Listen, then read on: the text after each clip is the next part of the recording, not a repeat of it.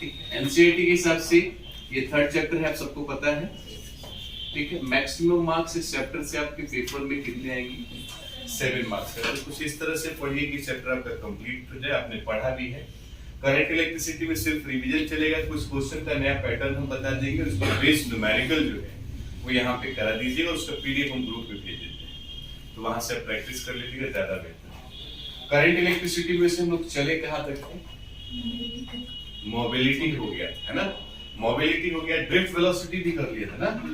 चलिए थोड़ा सा यहाँ से स्टार्ट करते हैं। देखिएगा, ड्रिफ्ट वेलोसिटी को हम वीडी से रिप्रेजेंट करते हैं। किससे रिप्रेजेंट करेंगे?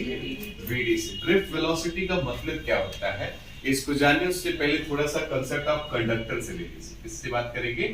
देखिए, कंडक्टर में एक्चुअली कंडक्टर को यदि आप डिफाइन करें तो आपने कहना है कि जिसके अंदर इलेक्ट्रिसिटी पास कर जाए, सिंपल हम 10 से यही पढ़ते हैं, जिसके अंदर इलेक्ट्रिसिटी पास कर जाए इजीली, उसे हम क्या नाम देते हैं? कंडक्टर। कंडक्टर के अंदर एक सबसे अच्छी बात है कि इसके अंदर large number of free electrons होते हैं। लार्ज नंबर ऑफ क्या होंगे? ये फ्री इलेक्ट्रॉन हम आपको बताए थे कि क्या है, तो करंट के कैरियर। करंट का कैरियर मतलब कि जो करंट को कैरी करता है ना, इनका नाम क्या है? Current career.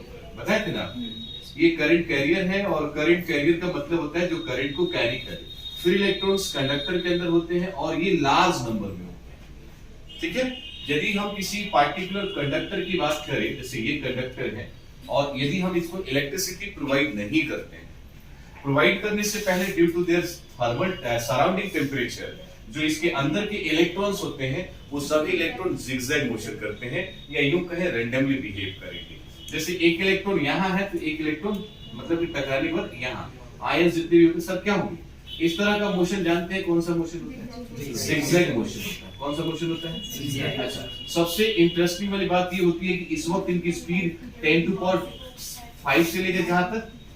10 to power 6 metre पर सेकंड की स्पीड से ये लोग उस वक्त चल रहे हैं। तो सवाल कई बार यहाँ ये भी उठता है कि जब इतनी स्पीड से चल रहे हैं और इलेक्ट्रॉन का फ्लो हो रहा है, तो सीधा सा सवाल है कि करंट होना चाहिए, लेकिन करंट यहाँ नहीं होता है। रीजन कि जब एक इलेक्ट्रॉन यहाँ आएगा, फिर यहाँ से टकरा के हो सकता है बैक भी आ जाए।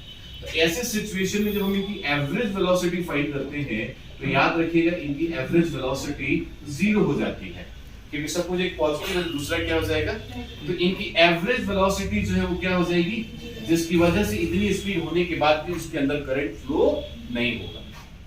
लेकिन जैसे इस कंडक्टर को हम किसी इलेक्ट्रिक सप्लाई से कनेक्ट करते हैं, कंडक्टर को किस सप्लाई से कनेक्ट करें? किसी इलेक्ट्रिक सप्लाई से जैसे ही कनेक्ट आप कर देते हो, तब ये करंट इधर जाता है। इस करंट को कन्वेंशनल करंट कहते हैं। कौन सा करंट कहेंगे?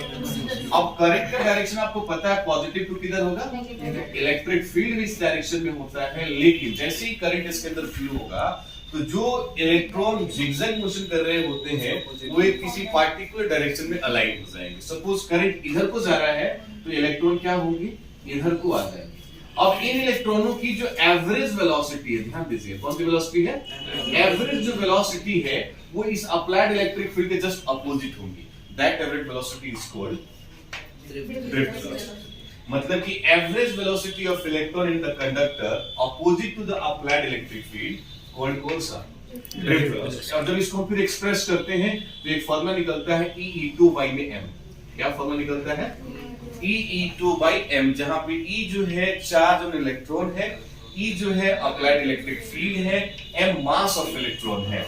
Electron of mass of electron का मतलब 9.11 10 टू पावर -31 kg। और जहां तक हम 2 की बात करें तो इसको बोलते हैं रिलैक्सेशन टाइम। क्या बोलते हैं? सवाल की सर रिलैक्सेशन टाइम। तो जैसे ही एक इलेक्ट्रॉन किसी दूसरे इलेक्ट्रॉन या आयन से कोलाइड करता है, उस दौरान the small interval of time between the collision of 2 successive electron and ions is called relaxation time. मतलब कि जब एक इलेक्ट्रॉन किसी दूसरे इलेक्ट्रॉन से या आयन से टकराता है, तो ड्यूरिंग कोलिजन जो स्मॉल इंटरवल ऑफ टाइम होता है, that small interval of time is called relaxation time. और इसको हम रिप्रेजेंट करते हैं किससे? तो से। याद रखिएगा, तो ये हमारा रिलैक्सेशन टाइम है। यहीं पर हमने बात की थी किसकी बाबू? मोबिलिटी की। किसकी बात की थी? मोबिलिटी। कई बार आप देखेंगे बिहार बोर्ड में कई बार पूछा है, खास करके इसका यूनिट और खास करके इसका फॉर्मूला। मोबिलिटी को हम म्यू से रिप्रेजेंट करते हैं, और mu is equal to VD by VT होता है। VD का मतलब ये हो गया ड्रिफ्ट वेलोसिटी, जो ऑलरेडी आपने इसको निकाला, और जो अप्लाइड इलेक्ट्रिक फील्ड है, इन दोनों का रेशियो क्या कहलाएगा, मोबिलिटी। और यदि यूनिट की बात करें तो वेलोसिटी है तो मीटर पर सेकंड यूज करेंगे, तो यहां पर यूनिट हो जाएगा मीटर पर सेकंड वेलोसिटी के लिए, और इसके लिए हो जाएगा न्यूटन पर क्या, कूलम। अब जब इसको आप सही करते हो तो मीटर ठीक है, पर कूलम ऊपर जाएगा तो क्या हो जाएगा, कूलम, और ये न्यूटन ऊपर जाएगा तो पर न्यूटन पर क्या हो जाएगा। कहीं कहीं किसी किसी टेक्स्ट बुक में इस यूनिट को दोबारा लिखा जाता है, जैसे E का फॉर्मूला हमने पिछले चैप्टर में पढ़ा फोर्स बाई में कितना, चार्ज, जिसका यूनिट था न्यूटन पर, लेकिन सेकंड चैप्टर में आए तो यही फॉर्मूला बन गया माइनस का dV बाई कितना, जिसका यूनिट क्या हो गया, वोल्ट पर।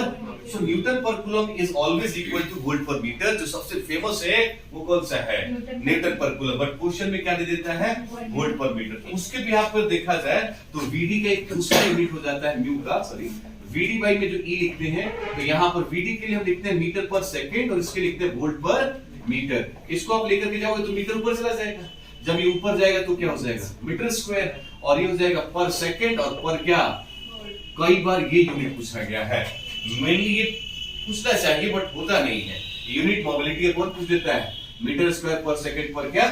जब हम यूनिट 9 पढ़ेंगे सेमीकंडक्टर डिवाइसेस, उसमें मोबिलिटी की बात करेंगे तो वहां पे सबसे पहले फार्मूला कौन सा किया जाता है, ये वाला। इसके बाद ही क्वेश्चन ये भी पूछा जाता है कि ठीक है ड्रिफ्ट वेलोसिटी आपने पढ़ा, इलेक्ट्रिक फील्ड भी है, इलेक्ट्रिक करंट है, तो कई दफा क्वेश्चन पूछता है I और VD के बीच में रिलेशन।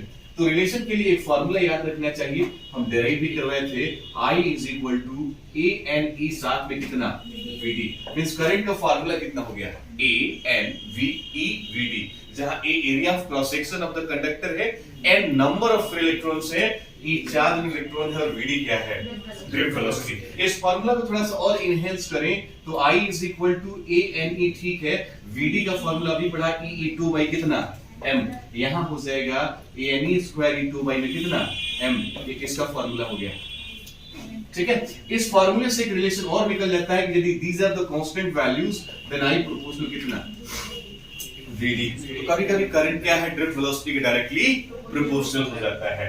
तो ये फार्मूला याद रखिए, यहां से क्वेश्चंस बहुत आए हुए हैं, खासकर I is equal to ANE VD, unit से आया हुआ है, ड्रिफ्ट वेलोसिटी किसके अपोजिट होता है, ये भी क्वेश्चन आ जाता है, ठीक है। तो यहां पर ध्यान रखिएगा, ये ड्रिफ्ट वेलोसिटी इलेक्ट्रिक फील्ड के जस्ट क्या होगा, अपोजिट होगा। और drift velocity under the application of electric field की बात करेंगे, हम डायरेक्ट पहले बात कर लेंगे भाई हम इलेक्ट्रिक सप्लाई प्रोवाइड ना करें और फिर भी कंडक्टर के अंदर ड्रिफ्ट वेलोसिटी की कोशिश करें, तो ये गलत होगा, क्योंकि सराउंडिंग टेम्परेचर की वजह से जो इलेक्ट्रॉन्स हैं उनकी जो एवरेज वेलोसिटी होती है वो कितनी होती है, 0। तो हमें एवरेज वेलोसिटी चाहिए, वो अपोजिट होगी इलेक्ट्रिक फील्ड की।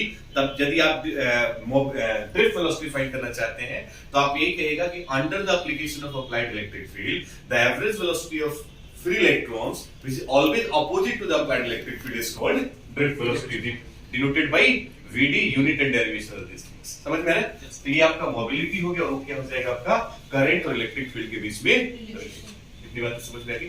थोड़ा सा एक बार देख लीजिए।